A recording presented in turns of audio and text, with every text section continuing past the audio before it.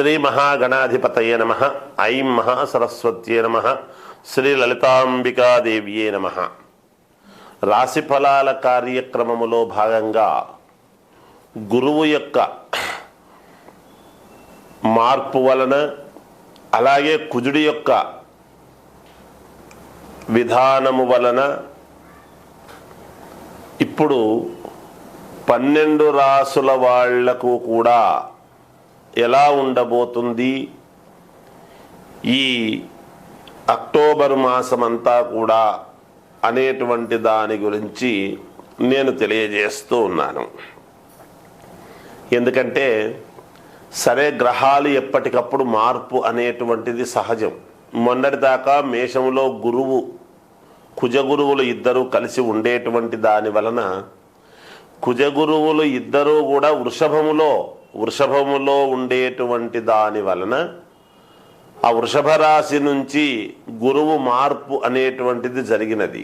మరి జరిగిన తర్వాత మిగతా వాళ్ళకంతా కూడా ఎలా ఉండబోతుంది అనేటువంటి దాని గురించి ఇప్పుడు మనము అన్ని రాసుల వాళ్లకు కూడా ఒక స్థానము మారేటప్పటికీ ఎవరెవరు ఏ లగ్నములో పుట్టి ఉంటారో ఆ లగ్నాన్ని బట్టి గురువు ఇచ్చేటువంటి యోగాలు, అలాగే కుజుడు వృషభములో ఉండి ఇచ్చేటువంటి యోగాలు, శుక్రుడు స్వక్షేత్రగతుడై ఉండేటువంటి దాని వలన ఎవరెవరికి ఏమిటి, శని వక్రగతిలో ఉండేటువంటి దాని వలన, ఇలా గ్రహస్థితులను బట్టే కదా మనకు ఎప్పటికప్పుడు ప్రతి నెల కూడా సందర్భాన్ని బట్టి గ్రహస్థితులు మారుతూ ఉంటాయి. అందుకనే మన జీవన గమనంలో ఈ నెల ఎలా ఉంది, వచ్చే నెల ఎలా ఉండబోతుంది, గత నెలలో మనకు జరిగినటువంటి ఉపయోగాలు ఏమిటి అని అన్నీ కూడా ఒక్కసారి మనము ఆలోచన చేసుకుంటూ ఉంటాం. అందువలన 12 రాసుల వాళ్లకు కూడా గురువు మిథునములో ఉండేటువంటి దాని వలన మిథునంకు వచ్చినాడు కాబట్టి, మొన్నటిదాకా కుజుడితో వృషభములో కలిసి ఉండినాడు కాబట్టి అప్పుడున్నటువంటి ఫలితాల కంటే ఇప్పుడు ఇంకా యోగవంతమైనటువంటి ఫలితాలు ఏమిస్తాడు. ఏది ఏమైనా వ్యక్తిగతమైనటువంటి జాతకం అనేటువంటిది చాలా అవసరం. ఎందుకంటే రాసుల ప్రకారముగా ఎప్పుడూ కూడా మంచివి. మనం నక్షత్రాన్ని బట్టి వ్యక్తి యొక్క గుణగణాలు అనేటువంటివి తెలుస్తాయి. ఎప్పుడూ కూడా రాసుల ప్రకారముగా ఏమి తెలుస్తుంది, ఎందుకు రాసులు చూసుకోవాలి అంటే మన జీవితంలో జరిగేటువంటి మార్పులు రాసుల ప్రకారముగానే జరుగుతాయి. ఒకసారి పుట్టిన తర్వాత ఆ వ్యక్తి యొక్క గుణగణాలు మారవు కదా. ఆ నక్షత్రాన్ని బట్టి ఆ గుణము మనిషి యొక్క ప్రవర్తన ఇలాగే ఉంటుంది అని తెలుస్తుంది. కానీ ఆ మనిషి స్థితిగతులను మార్పు చేసేటువంటిది, మార్పు జరుగుతూ వచ్చేది రాసుల ప్రకారమే మార్పులు అనేటువంటివి జరుగుతాయి. అవి మనము గ్రహించాలి. అందుకని ఎవరు ఏ లగ్నములో పుట్టారు అనేటువంటిది చాలా అవసరము.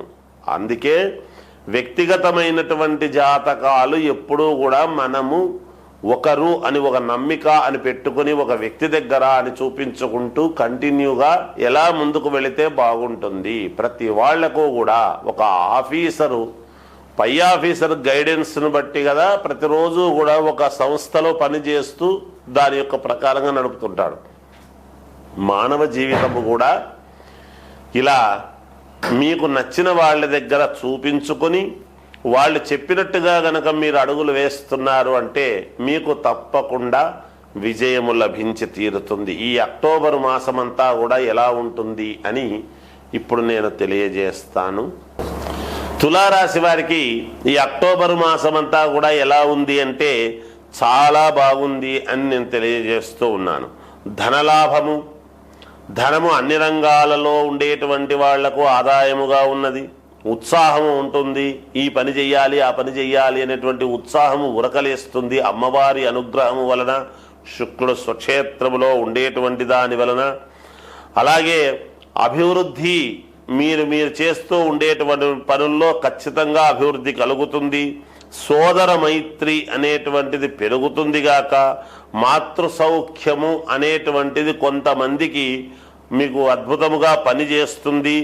పిత్రార్జితమైనటువంటి ధనాన్ని కొంతమందికి మీకు మేలు జరుగుతుంది గాక, అనుకూలతలు పెరుగుతాయి, అన్ని రంగాలలోనూ అనుకూలతలు పెరుగుతాయి.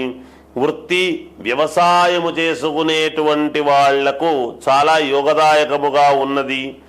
కొంతమందికి ఇంతవరకు స్థిరత్వము లేని వాళ్లకు స్థిరత్వము పెరుగుతుంది గాక. అనారోగ్య చింతన, మనోచాంచల్యము అనేటువంటివి పక్కకు పెట్టండి, ఎట్టి పరిస్థితుల్లోనూ మీకేమీ కాదు. అలాగే జ్యేష్ఠ సోదరి ఉండేటువంటి వాళ్లతో చిన్న మాట పట్టింపులు రావచ్చేమో, కాస్త కుటుంబంలో చిన్న ఛిద్రం, కుటుంబ ఛిద్రం అనేటువంటిది ఉండవచ్చును. పుత్రులు, కొడుకులు ఉండేటువంటి వాళ్లకు, అంటే సంతానము ఉండేటువంటి వాళ్లకు పురోభివృద్ధిని పొందుతారు. వాళ్ళ గురించి మంచి నిర్ణయాలు తీసుకుంటారు, వాళ్లకు కావాల్సినటువంటి ఏర్పాట్లు చేస్తారు. వాళ్ళకు వివాహం కావాలంటే వివాహం చేస్తారు, విదేశాలకు వెళ్ళాలంటే విదేశాలకు వెళ్ళే యోగం ఉన్నది. మంచి కాలేజీల్లో సీట్లు రావాల్సిన వాళ్లకు వస్తాయి, మెడల్స్ సాధించవచ్చును, ఏదైనా జరగవచ్చును. మామూలుగా సంతానానికి అభివృద్ధి అనేటువంటి మాట ఒక్కటి తీసుకుంటే అనేక రకాలుగా ఉండవచ్చును. ఏది ఏమైనా తులారాశి వాళ్లకు చాలా మహాద్భుతముగా ఉన్నది ఈ మాసమంతా కూడా. జయోస్తు. అన్ని రాశుల వాళ్లకు కూడా అక్టోబర్ మాసంలో దసరా పండుగలు వస్తున్నాయి కాబట్టి, దసరా పండుగలలో అందరూ మీ పనులు మేలు జరగటానికి, మీరు అనుకున్నటువంటి పనులలో విజయము కలగటానికి, మీకు సర్వము అనుకూలవంతముగా ఉండేటువంటి దానికి మీరు ఒక శ్రీచక్రము అనేటువంటిది ఒక పటము తెచ్చుకోండి ఇంట్లో కొనుక్కొని.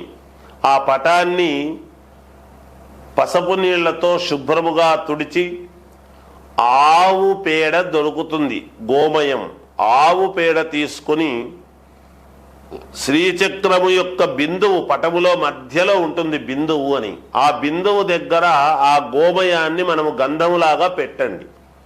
పెట్టిన తర్వాత దాని మీద పసుపు పెట్టి దాని మీద కుంకుమ పెట్టండి.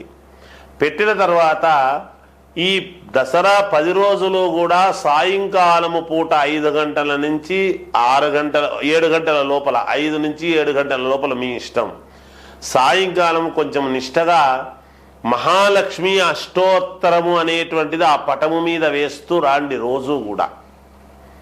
ఆ కుంకుమతో మామూలుగా లక్ష్మీ అష్టోత్తరం, ఓం ప్రకృతై నమః వికృతై నమః అనేటువంటి అష్టోత్తరము ఉంటుంది. అది చదివి అక్కడ కుంకుమ వేస్తూ ఆ కుంకుమ మీరు ధరిస్తూ రండి. ఈ 10 రోజులు ఆ పని చెయ్యండి. తప్పకుండా మీరు అనుకున్నటువంటి పనులు నెరవేరటానికి మేలు జరుగుతుంది. శ్రీచక్రము అనేటువంటిది మూలం, అమ్మవారి యొక్క మూలదేవత. సర్వదేవతలు శ్రీచక్రములో ఉన్నాయి, అందరు అమ్మవార్లు ఉంటారు అందులో. ఆ పటము తెచ్చుకొని మీరు దేవతాస్థానములో ఉంచుకొని కాస్త శుద్ధిగా ఈ 10 రోజులు గనక మీరు చేస్తున్నారు అంటే మీకు మేలు జరుగుతుంది అని తెలియజేస్తూ జయోస్తు.